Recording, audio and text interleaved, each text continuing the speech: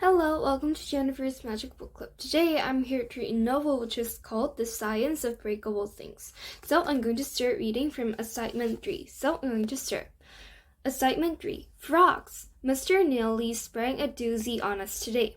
Guess what, class? His eyes were big behind his black-framed glasses and his bald head glinted under the fluorescent classroom lights. Nobody responded. Guess what? He repeated, only this time he didn't wait for a response. We're doing dissections today. Hashtag frog dissections. Everybody started whispering at once. This was only our second week of school, and most teachers don't hand knives out before they've even learned their students' last names, even if they're only tiny frog cutting knives. But Mr. Neely grinned and passed out a list of safety instructions. We've been lucky enough to receive an unexpected opportunity, and like true scientific explorers, we will make the best of it, he said, which knowing Fountain Middle was probably code for the school messed up and ordered a whole bunch of dead frogs way too early. Mr. Neely kept talking. We're going to open up these frogs and see what makes them tick. You never truly know how an organism works until you see what's going on inside. We all kind of grimaced because gross. Mikala raised her hand and spoke before being called on again. Mr. Neely, you know how much I love science, but I literally can't do it. It's against human rights.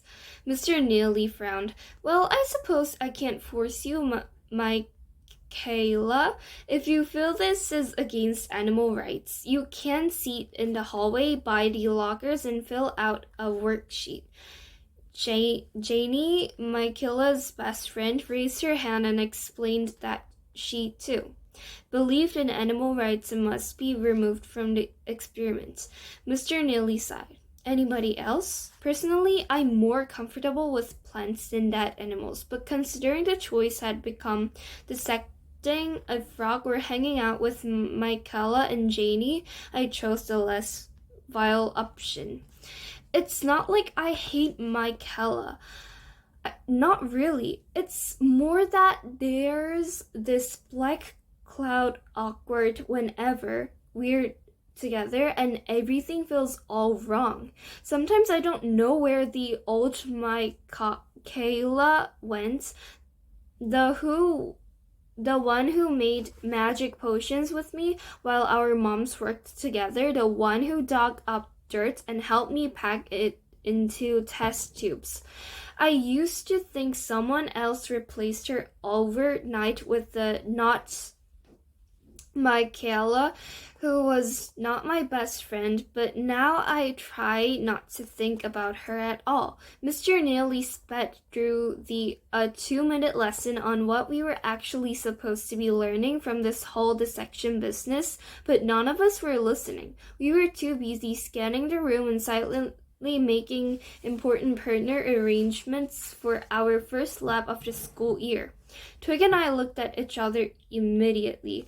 She didn't actually need to ask since of course we were going to work together, but she made an exaggerated you, me gestures, and I grinned and nodded back. As soon as Mr. Neely finished explaining safety precautions, we both hurried over to clean the lab table in the far back. It's in a corner that Mr.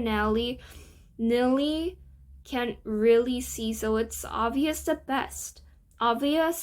best. Twig was moving at double speed, and by the time I pulled out my notebook, she'd already organized our materials. Our materials being, the dead frog and such. So I'm done reading till assignment 3, page 54. 15 on the end of the page. I hope you're enjoying with me and see you later. Bye. Have a nice day. Thank you.